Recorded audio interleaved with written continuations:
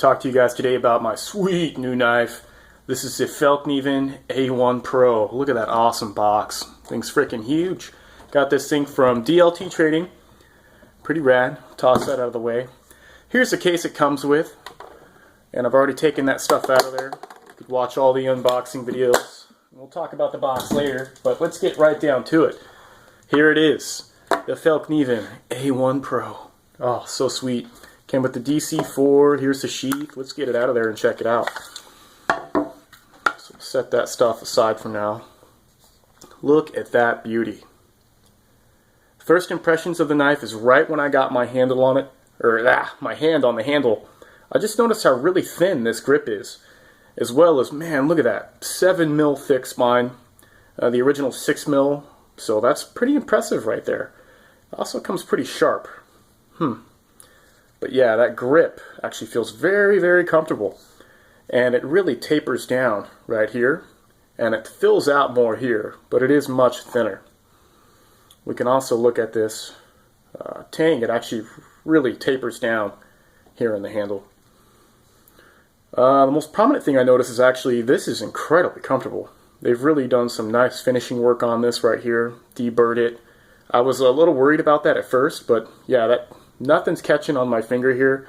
Everything feels very nice and smooth. You could see where they injected this ugly Thermarun injection mold right there. I don't care, man. This thing's going to get beat on. Very nice, very cool. Let's get a close-up there. You can see right there, this is in the laminated cobalt special steel, which is basically like super VG-10. It's not going to have the edge holding of S30V or anything like that, or the Fallkniven 3G, but think of it like blue #1 steel and super blue. This is like the super VG-10. You can see the really crisp lamination line right there. Alright, let's talk about the out-of-box sharpness here. I'll grab a piece of paper. Oh, get this stuff out of the way. Here we go, just a piece of regular printer paper here. Uh-oh. And I have not used this actually.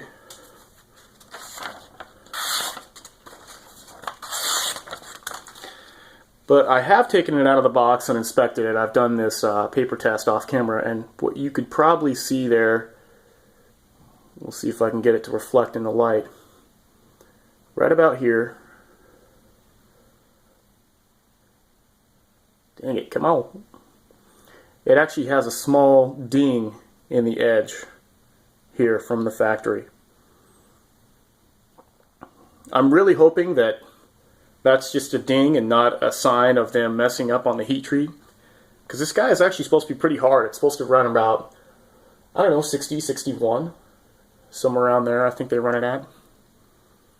Maybe 61, 62. I'll have to look that up, sorry dudes. But yeah, not super impressed with the sharpness from the factory. It does have that micro bevel on there, and that's probably going to have to go too. I don't really care, since I'm going to sharpen this knife anyways to my preference. But for those of you dudes out there, you know, these Fallkniven A1s don't really come super sharp from the factory. I think you could see in my original vid on this dude, the regular A1, it actually didn't come super sharp from the factory. It was able to cut the paper a little bit cleaner, but it had trouble on phone book paper. It wasn't popping hairs or anything like that. This guy does seem to be shaving hairs a little bit better, but I really don't have any hair on my arms to show you dudes. But yeah, let's get down into it. Let's compare these two guys here side by side. So like I said, the first thing you notice is how thin the handle is over here compared to this guy, which is a little bit fatter. And the palm swell here really humps about here, versus it being really close up here where you get that nice tight grip for carving feathers and stuff. So this feels like it's going to be pretty beast. Again, 6 mil thick spine, 7 mil thick spine. Another thing I noticed, I was worried about the geometry on this guy right here, but it actually seems to be much more acute. Yeah, it seems like they went almost flat grind here and then started convexing like on the F1. Like once it gets closer to the lamination, they just convexed. Versus this guy over here is a real gradual convex up here. But yeah, I'm not too concerned about how thick this is and how short this grind starts, this shinogi line. Because we could see on the A1 right over here, it's actually much higher. But no, I don't think that's going to be an issue once I sharpen it. What else? Weight. So this guy right here is about 12 ounces in weight, and this is only 12.5 ounces. That's really impressive. It's got 1 mil thicker at the spine, but because they taper that tang, like we talked about, you can see on there, they've been able to shave that weight. So you're not talking about 2 more ounces more for having that 1 more mil of thickness. It's actually only a ½ ounce more for this guy right here, but I can't really tell because the handle has been thinned out so much, which is good. I mean, this guy right here, the balance is just in front of the guard versus on the A1, it's actually right at the guard. But this is good for a knife this size because that means you get more chopping power. That was kind of one of the things I failed to talk about on the regular A1. It really wasn't that great of a chopper because the weight was really at the guard and it wasn't really forward heavy, and then there really wasn't a good area to grab on the back without having a lanyard on there. So I'm pretty excited to check this guy out, and it does feel a little bit more comfortable with that taper tang. Probably still need a lanyard on there, but probably get some more chopping power out of this guy too. I mean, it's only a 6.3 inch knife. You're not really going to be getting that much chopping, but you know, it'll probably chop better. We'll have to see. We'll have to see. I just got it. This is just a first impression video. I'm going to have to go through in much more depth to really let you guys know what's going on with this bad blade. Bad isn't good. So, the sheath, we can compare the sheaths here. Actually more robust, a little bit bigger too. They both still have the drain holes on here, but yeah, you could see right there. Much more robust on the A1 Pro. We got the same little rivets and the same popper or whatnot. But then we have these little MOLLE straps on here, or that's what they say that they were for, so it could be MOLLE compatible. No idea how that works. My first impressions of the sheath, you know, I really like how streamlined this sheath is right here. This one's kind of a little bit bulkier, but I do like how, bam, this guy just snaps in with such authority compared to on this one right here, not so much. And we get this little nubbin right here on here. There's no steel supporting this, and so once that wears down, you basically lose that retention for when it snaps in. You could put a Ranger band on here, but you don't have to worry about that with the A1 Pro since we have this sweet stainless steel guard on there. I wonder if it'll fit inside the other sheath. Let's check this out, dudes.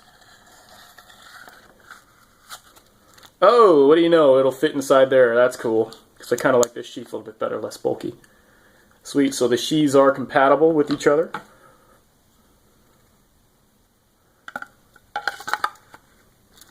Very nice. Except, of course, it's not going to fit because the handle is thinner on this guy right here. So that's cool to know.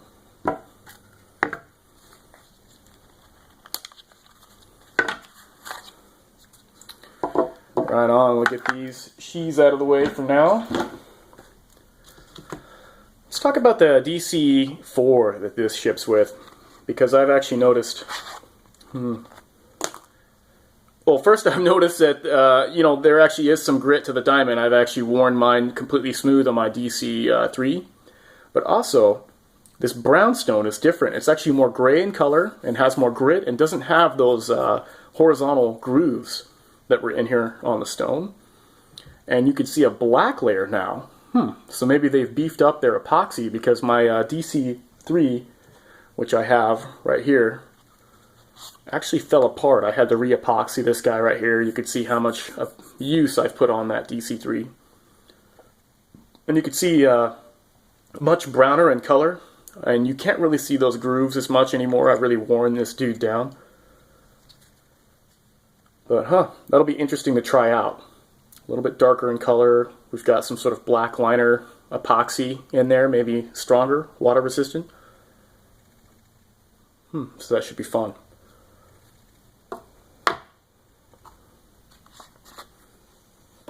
Alright, put all this stuff away. So yeah, first impression on the Ergonomics, I am really excited about this guy right here. It feels awesome in the hand. Chest lever grip, thumb on spine, tight grip here. I can't wait to get out in the field and try it out. Let you guys know my impressions. Before I head out, I'm definitely going to have to sharpen the edge on there. In fact, we'll see if it responds to some stropping. Just some Bark River white compound.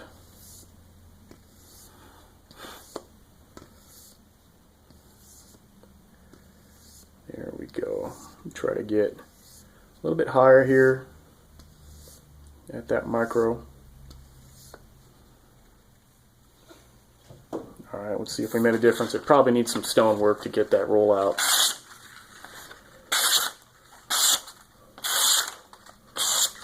But at least it's cutting a little bit better there. Laminated cobalt should be one of the easier steels to sharpen. I'll keep you guys updated. Get this stuff out of the way. Alright, now I want to show you guys the box real quick. It comes with this really sweet James Bond-ish case, and everything fits in there nicely. You've already seen this stuff in the other videos that are online right now. But wow, talk about impressive packaging. I mean, I take this dude, I open it up, it's just rad. You even get some seals here on the case. Really awesome. I mean, how cool is that when you show up to do an overnighter or a backpack trip, you pull this guy out in front of your bros, open the case up, and you have this just badass knife in there. Professional survival. A little bit ridiculous, but way sweet. Put that out of the way. Here's another cool comparison for you dudes. Kind of a size comparison between this knife and a BK2. And this guy, I mean, this feels like an overweight bodybuilder dude. This guy is just lean muscle. But compare the spine thickness on there. And actually the Fallkniven is thicker even than the BK2. Pretty impressive. Thicker and lighter at 12.8. This guy's rocking the 16 ounce, 1 pound knife. Alright guys, I'll keep you guys updated and I'll share more stuff as I get to it. Thank you.